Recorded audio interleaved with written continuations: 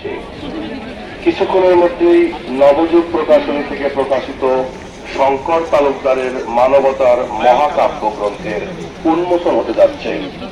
নবযুগ প্রকাশনী থেকে প্রকাশিত শঙ্কর তালুকদারের মানবতার মহাকাব্য গ্রন্থটি উন্মোচন করবেন বাংলাদেশ জাতীয়তাবাদী দলের কেন্দ্রীয় কমিটির সদস্য রমেশ দত্ত। আপনাদের সকলকে গ্রন্থ উন্মোচন মঞ্চে সাদর আমন্ত্রণ জানাচ্ছি। কালো পিছে রক্তরঙা লাশের সারি সারি যায় না চেনা মুখটা আমার আলো আধারি। সোডিয়ামের ক্ষীণ আলো ঢেকে গেছে রক্তে, টুপিওয়ালার তাকবীর শুনে কাঁপন ধরছে রক্তে। সোডিয়ামের ক্ষীণ আলো ঢেকে গেছে রক্তে, টুপিওয়ালার তাকবীর শুনে কাঁপন ধরছে রক্তে। এই আমাদের প্রিয় ভাই কাজী বেলালের প্রথম কাব্যগ্রন্থ গমতি নদীর তীরে।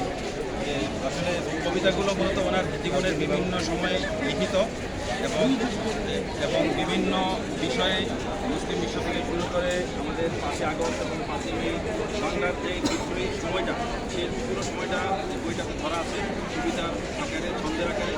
এবং এইভাবে এই ধরনের সমস্ত বিষয়গুলোকে ধারণ করে বই বের করা বা কবিতার বই বা বই বের করা আমার জানা মধ্যে এটাই প্রথম।